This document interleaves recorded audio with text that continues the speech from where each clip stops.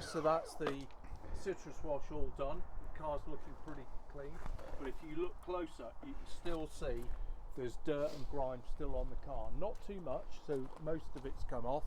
So now we're going to go for the snow foam for that further dirt removal before we go to the contact wash.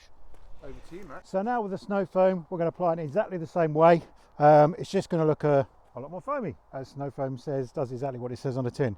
So we'll get that applied across all of the car, again over all the wheels, inside the wheel arches. Make sure the whole car is covered, and then we'll let that dwell for 5 minutes, and then we'll give it a rinse.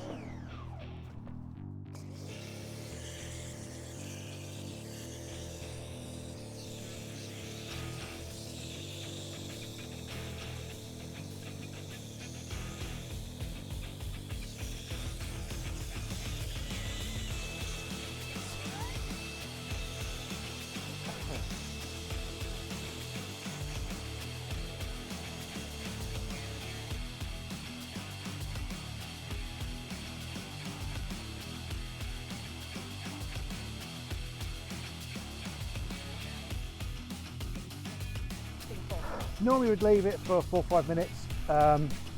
If you're having to work in direct sunlight, you'd have to leave it for less time. So again, as I mentioned before, so the product doesn't dry.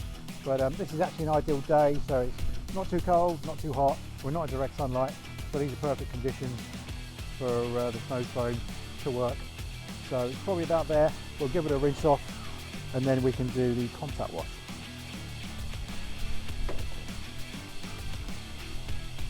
So now we're just going to rinse the product off. So we're just going to make sure we pay attention to any highly grimed areas, like with this car, with the seals here. They're a bit of a dirt trap, to make sure we get them rinsed off. And at this stage, there is no such thing as too much rinsing. So the more rinsing you do, you're just going to make the contact wash a lot safer.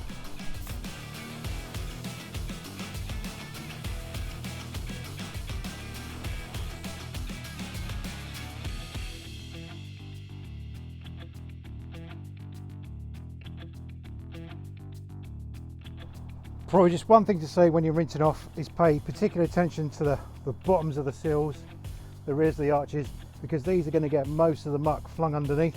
So obviously when your wheels are turning, when you go down a country lane, you have a load of dirt will be sprayed up at the underneath, you can't see it. So make sure you just give it a spray underneath, and if you've got an attachment that gives you an underspray as well, use that, because what can happen if you're then cleaning the car and you're finishing off the bottom, you can end up with a load of dirt and grit into your mitt when you're cleaning the bottom of the car. So a bit of attention at this stage will save you a lot of work later on.